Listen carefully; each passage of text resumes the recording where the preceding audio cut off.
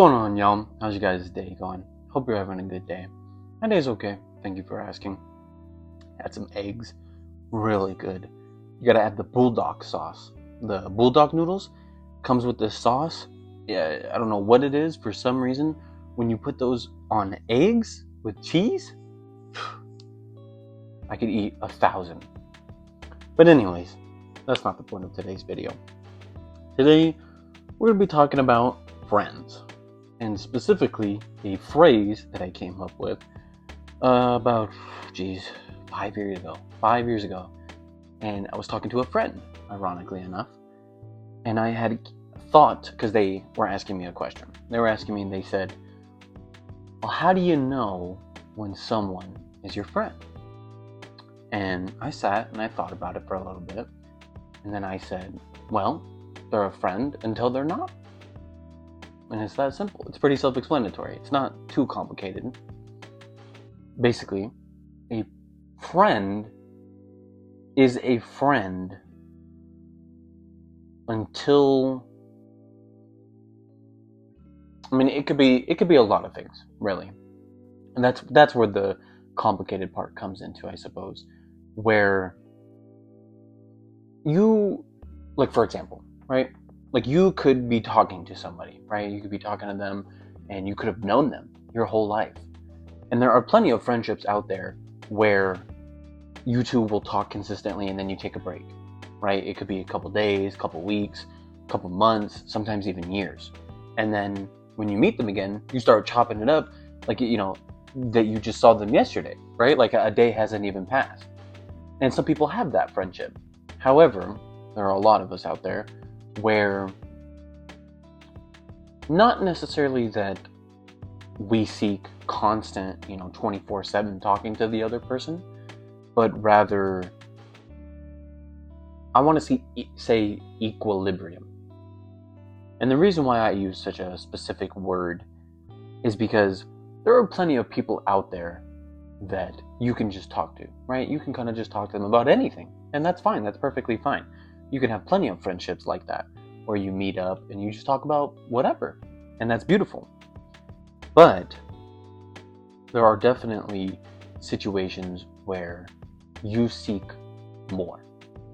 You seek more depth, you seek more connection, you seek more of everything. And so the situations in which, you go weeks and months and years without talking to people sometimes can hurt. It can hurt. And so what it is that I think happens is that people are not seeking, always, not all the time at least, they're not always seeking depth, they're not always seeking connection, but instead they are seeking something else that will mirror back to them. And it doesn't necessarily have to be the same exact way or the same exact things, but something that they can bounce off of, right? And so, to circle back to the phrase, a friend is a friend until they're not, I think what happens is that, you okay? Oh, you're getting a big stretch in there. Anyways, I think what happens is that people obviously grow, right? They grow and they learn and they experience new things. However, what it is that they are seeking ultimately is the same thing. It just comes across in different variations, right? And so a friend will be a friend to you for however long, but then there usually comes a point where that friend is not, I don't want to say it in a mean way or a dehumanizing way, but they have done their job, I suppose, right? And having these classifications is very important. That's kind of the goal of this video, is that I see too often people who like to call everyone their friend. And don't get me wrong, that's a very wholesome thing to do, but if everybody's your friend, nobody's your friend, right? We all know that. You okay? Interrupting. Somebody has a lot to say. Where was I? yeah, so people serve their purpose, right? And so having that classification is important. And the reason being that it's too easy to use that word, I think. I think it's too easy for people to just say, oh, you're my friend, or even best friend, right? And the consequences of that, though, are that so long as your environment stays the same, you're likely going to stay the same. And so, like I was saying earlier, what most people do is they go through friendships and they grow, and as they grow, they get into different friendships. And so, a friend, the concept, at least, the idea, is always ultimately the same thing. Someone that is in the same state of being that, how would I say, not supports you, but is of you, right? A reflection of you. And there are always going to be parts of us that ultimately will stay the same, or at least roughly stay the same. But that's not always a good thing. That's sometimes a dangerous thing. And so when I see so many people, oh, I have so many friends, I talk to so many people, oh, I still talk to people from so-and-so, it's not always such a, beautiful thing. It's not always such a wholesome thing. I think it's a sad thing. And I think what's beginning to happen is that so many of us are so desperate for friendship and so desperate to have people that we're willing to stay in the same place. And so even if we have friends, if those friends ultimately keep us in the same place our entire lives, they aren't much of a friend, right? It's kind of like if you've ever seen the movie Good Will Hunting, and I don't want to spoil it, but I guess I kind of am. I'm just a little bit. Not, if you haven't seen that movie, please go watch it. Beautiful, beautiful movie. All I'm gonna say is there's a part where I feel like I'm spoiling it. Okay, for whatever reason, if you don't want to know, it's just one dialogue. That's it. That's all it is. It's just dialogue between the main character and his friend, and all he says is, I would feel like a piece of crap if I didn't tell you, that you deserve more. You deserve to do more. You deserve to be more. Essentially, right? He's like, I hate seeing you in the place that you're in, or that you've been in, rather. And that's a friend. That's a real, honest friend. Somebody who can recognize that, there's more. There's more to be had, whether it be for themselves or for the other person. And so you see all too often nowadays where people just want to have friends all the time. And that's all that it ends up being. It's just, I just want to hang out with people. I want to talk to people. I want to, be around as many people as possible. And what makes it so dangerous is that it's so subtle. There isn't enough discernment. There isn't enough discernment where you can determine whether who or what you're around is good for you, right? Like, if you've ever heard the phrase, you are who you hang out with, very similar to that. And another example that I would give is like, if you've ever seen ripples in a pond, the waves in like a little pond, like you touch it and it ripples out. I feel as though that is the state of equilibrium that we all should seek. And not necessarily equilibrium in the sense of like just peace or like connectivity, right? Like, I get along with everybody. It isn't necessarily that, but instead it is a continuous action. Its presence is ultimately what it is, right? And not presence in the sense like how I said at the beginning, where you're constantly talking to them, constantly around them. It doesn't have to be that way, because that doesn't work for everybody. If it does, for some, that's great. But for most people, it doesn't work that way. And I remember when I was younger, I used to think that way. I used to think that, why aren't they talking? Why don't they want to hang out as much? Why don't they want to do this? And it was childish, right? Because I was a kid. And as you get older, you begin to realize the true gift of a friend, right? Because it really is a gift, I believe. I believe it's a true give to say that someone is your friend. And that, again, is what makes it so dangerous to just have, everyone be your friend.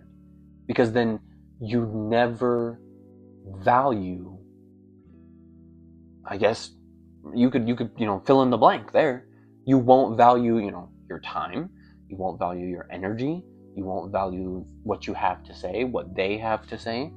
And, again, these things sound kind of like it sounds weird, right? It sounds weird to say that out loud, because when people think of a friend, they just think happy, jolly, right? Like, oh, why would you say something like that? Like, oh, that's so weird. That's such a weird way to think about it. But that's the funny part, is that is exactly what it is we're doing that's causing us to be in the situations we're in, is that we think that way of it. Like, oh, that's such a mean thing to say. I wouldn't want to think that way about my friends. And it's like, well, you aren't necessarily saying anything about them, right? Like, you're not dehumanizing them. You're not, you're not saying anything. You're not saying anything about them. But rather, you are admitting the place that you're at, right? You are admitting where you want to go, right? Like, if you ever heard that, like, hustle 101, where it's like, you can't hang out with broke friends and expect to be rich. I don't necessarily agree with that one. That one I feel like is a little bit of a stretch. Like, don't get me wrong, I get the point, and it is very similar to what I'm saying. However, it's not so much a destination. It isn't like, a lot of the time it can be, but it more importantly, right? Like, there's the hierarchy. Where you want to go is important, but what's even more important than that is not just finding your place, but finding where you fit, I believe.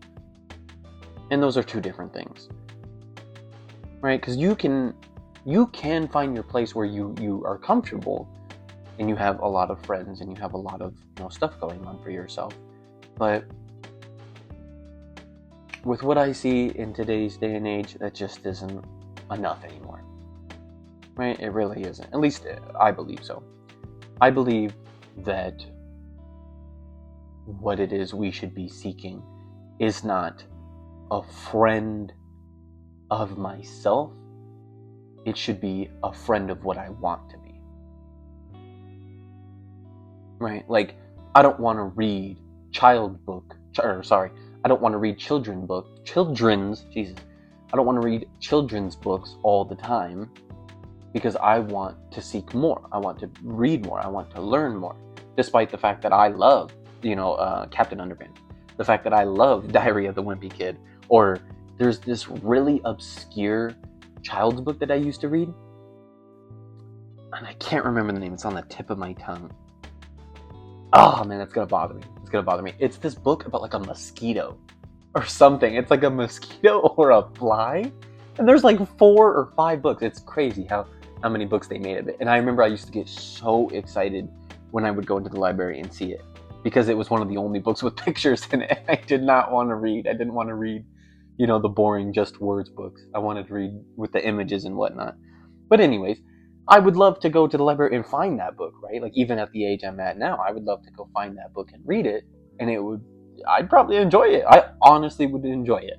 But at the same time, I know, like, okay, I gotta read something else. I gotta, extend myself. I have to push myself. But we don't do that with our friends for some reason. And I don't know why. We do that in all other avenues, right? Like, in fact, the only phrase that I've heard that actually does that in terms of friendship is the broke one, where it's like, oh, you can't be rich if you have broke friends. I feel like that's the only phrase, at least in the public, that I hear of regarding friendship. And it's interesting, though, how it's specifically being rich. That's the aspect that pushes people to get away from where they are. How weird is that? At least to me.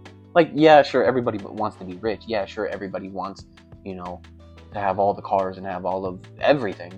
But some people are so poor, all they have is money, right? Like, I don't know. That's a different topic. I'm getting off track. But I don't want this to be taken as, if your friends are holding you back, or if your friends aren't as smart as you, or if you don't connect with your friends as much as you wish, forget them, right? Like, do your own thing, go your own way. It's not so much like, it isn't taking down one thing to put something else, right? Because we do that a lot, and I can't stand it. This is something that I'm willing to go off track about. I cannot stand when I see someone talking about something, and in order to boost what they're saying, they have to take something else down. So it can never just be, oh, you should do this thing. It's always, oh, you have to stop doing this thing to do this thing, right? Like, that's not the way this works. That's not how a lot of things work, especially with friendship. You don't have to lose friends to go farther, but some of the time you will have to sacrifice, right? You will have to give some aspects up. And I feel as though that it's as equally important for them as it is us. And so, that's all. It's already been 15 minutes. I think I'm going to end it there. Pretty cut and dry. Nothing too crazy. If you enjoyed the video, let me know what you think down below. Thank you for watching. Hope you have a good rest of your day.